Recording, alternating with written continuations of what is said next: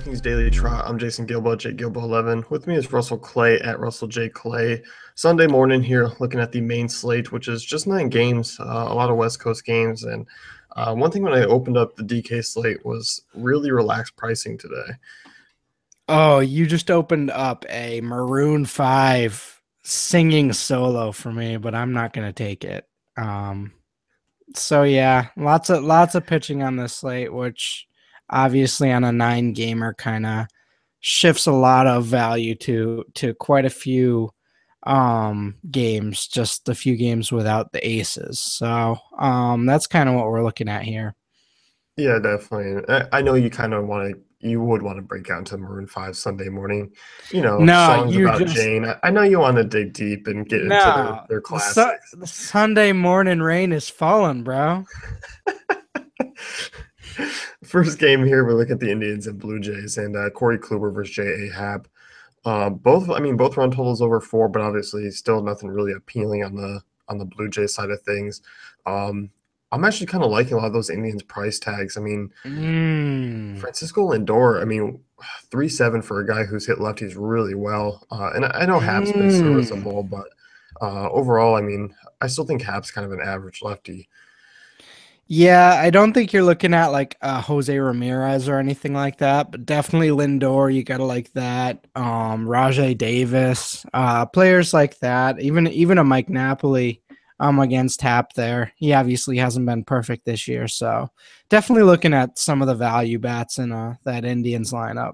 Yeah, me too. They all come at a price tag that's relatively low for them facing lefties in a pretty friendly park. So I like those names quite a bit. And on the Blue Jays side, obviously you can still take shots with kind of the big names like a Donaldson or Encarnacion. We've seen it pan out before in bad matchups, but obviously it's just kind of a deep tournament play against Kluber because I do think he has a relatively high strikeout upside today. Oh, you do? I'm not in on him tonight. I just don't want to deal with him versus these Toronto bats. But I mean, hey, uh crazier things have happened. But yeah, I'm not really buying him tonight. But hey, again, if you do play him, I think his ownership's gonna be a little lower than usual just because all the other pitchers on the slate. Yeah, definitely. And maybe we should start getting the habit of saying today because the slate starts in like 5 hours. Like all the games play when it's sunny out. Mañana. We both do it. We're always relatively talking about today, but we say tonight out of habit. Yeah, well, You know, you Detroit Rays know, here. cabbage. What's the difference between skunk cabbage and regular cabbage? It's all cabbage, bro. You know what I'm saying, bro? Well, I am not a cabbage expert, apparently, like you are. It's not skunk cabbage grows in the swamps there and smells like a skunk. You don't want to eat that. Can confirm. Thanks for. But I don't have experience. I'm just saying, If you didn't know, Russell lives out into a shed in the middle of nowhere, so he knows these deep wilderness tips for all you folks at home. Barely gets Wi-Fi. It's true. Has to bum it off of the park ranger station. Oh wow. That'd be wild. Tigers and Wildlife. Braves.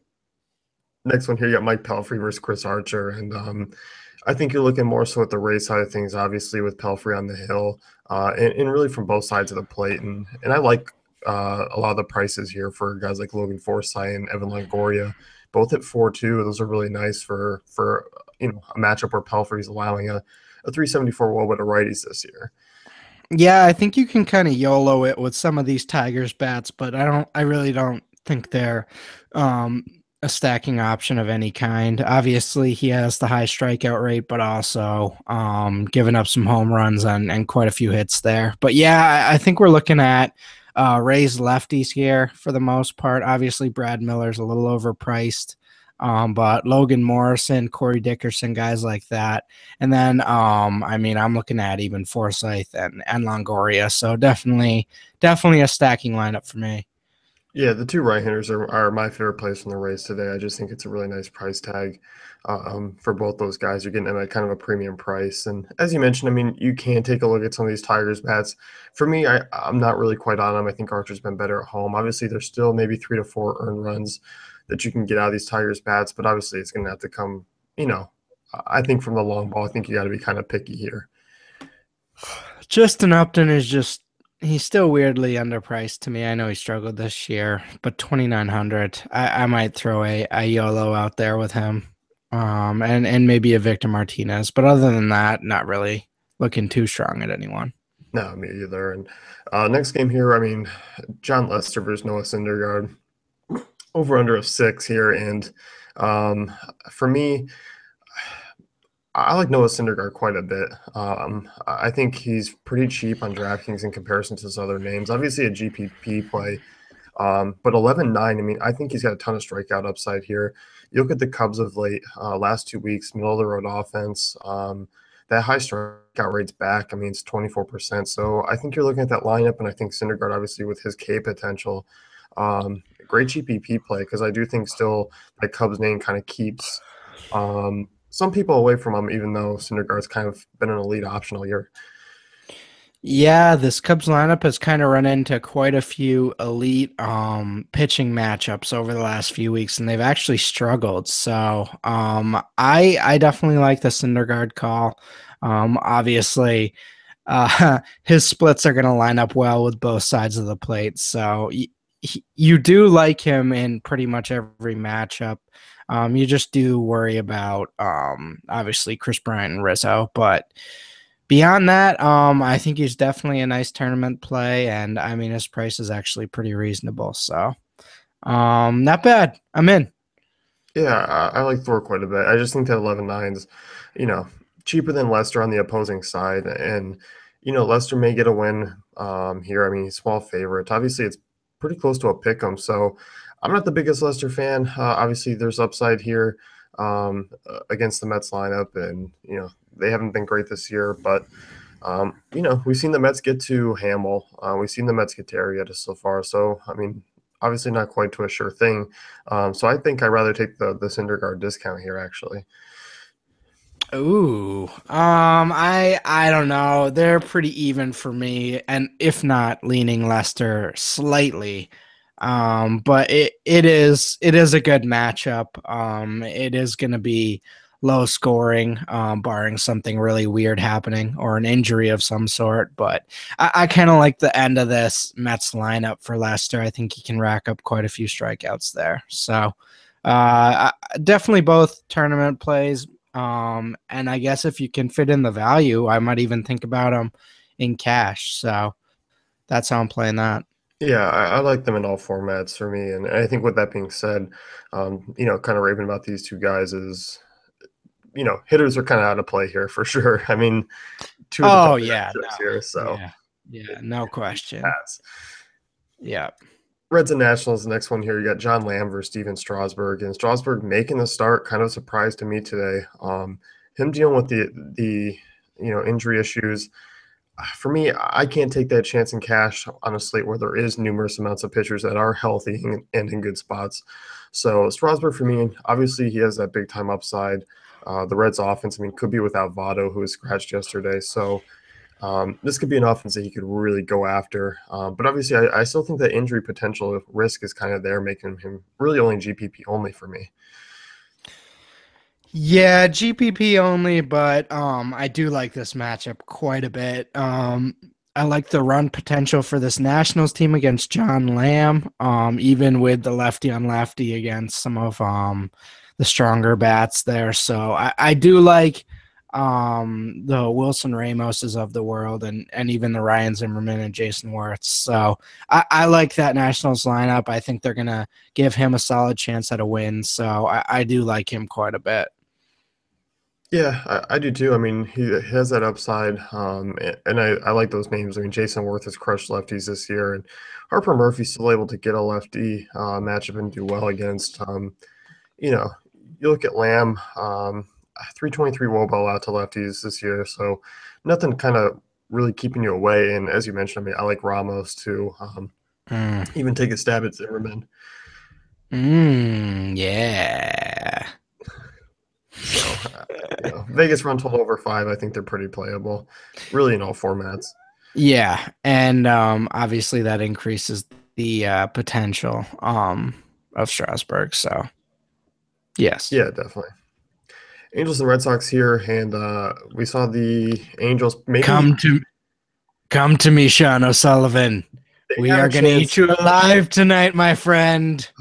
They have a chance to go off again, and they Yeah. may have scored more runs than the Rams ever will this year. Just kidding. Legitimately.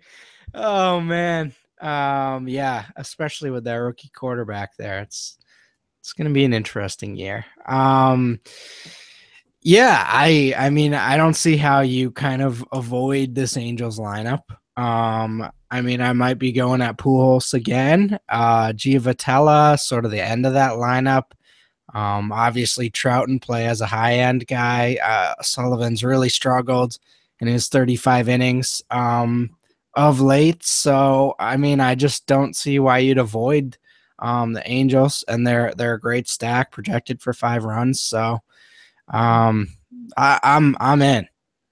Yeah, I am too. And as you mentioned, I mean, O'Sullivan's been bad this year in his few starts, and it's indicative of where he's been for his entire career. He's been bad against both sides. And once again, I'm kind of shocked to see Calhoun at 4K and Pujols at 4.2. I mean, obviously Trout, understandable, but this lineup is pretty cheap, and those names around Trout you can fit in as a stack and still get some decent options as far as pitching goes. So I like him quite a bit. I do think another big run game here has some potential.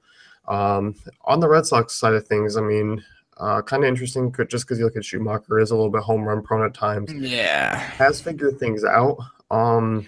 Schumacher not exactly a target for me, but oddly enough, I mean, I think you got to like the Angels offense more so here, but Red Sox are just kind of I think they're more GPP for me for most of the names. I mean, outside of really an Ortiz or Betts.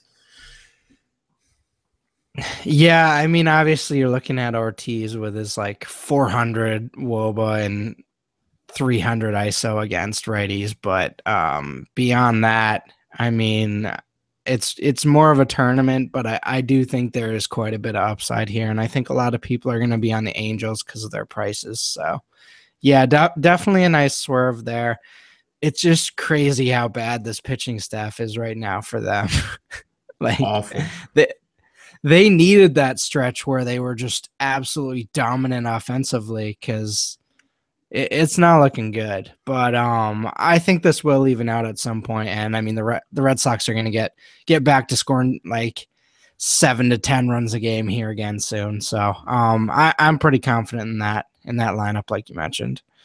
Yeah, I am too. And as we kind of talked about, I mean, just kind of more tournament plays and actual cash game plays. I think there's safer options Yeah. as far as cash bats go for better prices. Mm-hmm. Yordano Ventura versus Vincent Velasquez, Phillies and Royals here. Ooh, your favorite pitcher of the night, Yordano Ventura. He's not my favorite pitcher, but I'm at just 6'9", 690 for no, Phillies. not It's not not a bad price at no, all. I mean, I like him quite a bit here. I mean, you look at this Phillies offense, still bottom Mhm. five, decent strikeout rate. You look at Yordano Ventura, I mean, didn't have a great start, but obviously a tough matchup last time out. But overall, I mean, before that had two solid starts, and I think he kind of has another one here. Um, he mowed down the Tigers, mowed down the White Sox, struggled against the Cardinals, as many pitchers do. Mhm. For me, I mean, the win isn't necessarily a lock here, just because Velasquez is on the other side of things. But at the price tag on DK, you don't necessarily need a win. You need 6 innings of quality ball, and you rack up some strikeouts, and I think Giordano Ventura can definitely do that here. Yo, they gotta chill with Odubel Herrera's price, man. I know he's Four crushing, eight. but I want to play him. Like, can I get him in a lineup, please? I don't want to play him for 5K. But yeah, no, I tend to agree with you. Decent matchup here. I am a little worried about the win. I do like Vince Velasquez tonight a little bit as well. But yeah, I actually think this is a game to target for pitching on both sides. Obviously Velasquez coming off that huge 5 inning, seven strikeout game, coming back from injury. So, I mean, if he can continue that, you're still getting him at a nice discount. Yeah, I think so too. 9K is a decent price tag for him, and you look at this really low scoring projected total. on both sides. Once again, I think this is much more like the Cubs Mets games, knocked down a tier as far as pitching guys go, but kind of a stay Right, away from. right. In a value perspective, yeah, it definitely is. So, solid on both sides. Yeah, definitely. And, moving on to the White Sox and Astros, Jose Quintana versus Colin McHugh. Um, I'm not really looking at either of these two arms. I mean, Quintana's been solid this year. I'm not necessarily on him as far as a pitcher today. I kind of like some other guys in better spots as far as pricing goes. Colin McHugh, I mean, White Sox offense has been nothing to rave about so far this year. Um, but overall, I think I'd rather take more some one-offs here from hitters instead of kind of picking on pitchers. Yeah, I kind of like this White Sox offense, but at the same time, it's kind of like, it's okay. Like McHugh's average against righties. And I mean, I do like Adam Eaton, but um, it's more of a tournament type of deal than a cash or anything like that. But there are some decent guys in that lineup. Jose Abreu, decently priced at 3,500. Yeah, I agree. And as you mentioned, McHugh, 370 Wobo allowed to lefties this season. And you're looking at right-handers, as you mentioned, pretty average, 325, a little bit higher hard ball rate there. Yeah, I mean, still just a GPP only option. I think that's how you got to kind of take this White Sox team for the rest of the way because you're going to hit on them some nights where, Frazier hits a homer, Abreu goes off, Eaton has a multi-hit game. That's going to happen. Um, Tim Anderson's probably been the most consistent guy of late in a cheap Mhm. price tag, but with Lindor right there at 3.7, he's out of play for me. I'd take Lindor over him any day against a lefty. So, um, as far as the Houston bets go, priced entirely too high for me. Even Yeah, against a lefty, I think Quintana is way too good for I me to pay know. 5K for these guys against. You always get excited when you get a lefty against the Astros, and then you're like, well, Quintana's not what you want in a lefty matchup for the Astros. So I actually don't mind Quintana as sort of a deep tournament guy because I think people are going to look at this matchup and probably fade him. But I do think there's some strikeout upside there. Oh, for sure. Yeah, definitely. And you just got to hope that kind of Quintana at 9.2 needs that win a little bit more than the guys lower than him for his price. That's the only Right. thing that tough to get that 4 points. But yeah, Quintana definitely some strikeout upside there, and I definitely see a quality start. Definitely. Texas and Twins here. Another high scoring game yesterday. The Twins going off for a lot of runs. Now they face Cole Hamels, and you got Kyle Gibson on the other side. And I like Cole Hamels quite a bit here. Even though the Twins have kind of come around of late, Hamels has been pitching very solid this year. I still think there's some regression for him coming, kind of mellowing out, but still not enough for me to be off of him. 12.2 swing strike rate, 24% strikeout rate. This Twins team strikes out quite a bit, and I think you look at the Rangers as decent favorites there, minus 144 as well. So Hamels cash game playable, and GPP format as well. Yeah. You definitely like the matchup. I am a little worried about the righties in the middle of this lineup against Hamels, but beyond that, I mean, this should be pretty smooth sailing. He should get some run support. And I mean, obviously that regression will come at some point, but I don't know if it's today. I mean, you do look at Dozier, you worry about that a little bit, and maybe a Nunez, but um obvious, I don't think you're targeting any Twins tonight either. No, I'm definitely not, and I'm looking more so at the Rangers side of things and attacking Kyle Gibson, especially from the left side of the plate. 362 WOBA allowed this year, 1.35 home runs per nine. He has a really low 13% strikeout rate against lefties as well. So Chu, Mazzara, Fielder, all priced Yes. under 4K, very intriguing. Desmond's still priced highly, but obviously he's got some upside. GPP play only for me because I would rather just spin to Trout for 200 more. Um, and I think you can look at Beltry as well at a 4K. It's not a bad price tag for him. Yeah, when you look at the splits though, Chu and Mazar definitely are the ones that stick out there. And yeah, as you mentioned, Beltray solid value there. But yeah, I mean those are really the three I'm looking at. Yeah, definitely. Last game on the main slate here, you have Chase Anderson versus Michael Waka. Waka's Mm. pitched better of late. He's starting to come around a little bit. For me, I mean, I don't know. 8.5 is a little expensive. I think if he was 1,000 less, I'd take a shot just because Milwaukee has the highest strikeout rate against righties in the majors. But 8.5 kind of off my radar. I can see people using him as a deep GPP play, but I'm fine with that just because of the matchup. And I do think he gets a win there, minus 170 favorites. So I'm not on the Brewers really. I think you're kind of looking more so at the Cardinals bats, if anything. Yeah, well, all you need to do to sell yourself on Michael Wacha is involve 2015 and 2016 in your queries there. But obviously hasn't been the same in 2016. So 8.5 a little expensive. But definitely some upside there, as you mentioned, with that strikeout rate. So I'm not necessarily afraid of this Brewers lineup. But at the same time, I think there are some better options, and I don't think he's even my third or fourth top option on the slate. So, not necessarily someone I'm looking at unless it's a tournament. Yeah, I mean, Um, I like Ventura at 6'9", obviously better. I think he's yeah, the guy I kind of rather spin down to. right. So Um, and for the Cardinals, I like Diaz, I like Carpenter, and then I like Yadier Molina. I mean, cheap catching option. Catching, I mean, we haven't really. It's a rather weak slate for catchers. I mean, outside of Super Ramos, weak. Super y- weak, yeah. yeah, outside of Ramos, I mean, that's pretty much all you're going to get. And I like those righties. I mean, obviously Carpenter's always been play against right-hander. 5.6 is a little expensive for my taste, but I still don't mind him. And as you mentioned, Diaz, Holiday, Piscotty, and you look at Anderson, reverse splits guy Yeah. this year, 417 WOBA to righties, 2.50 home runs per nine, 41% hard ball rate. So, um, yeah, I mean, I think you can take a look at. They are expensive, but those 2, 3, 4 hitters after Carpenter, who's in play as well, could be an interesting stack just because it is a little bit expensive. Yeah, kind of gross pricing there and makes it kind of unappealing to me, but at the same time you have to respect the upside against Chase there. Yeah, definitely. So that's going to wrap things up here with the DK Daily Trot. Be sure to check out dailyfantasycafe.com for all the great tools and content.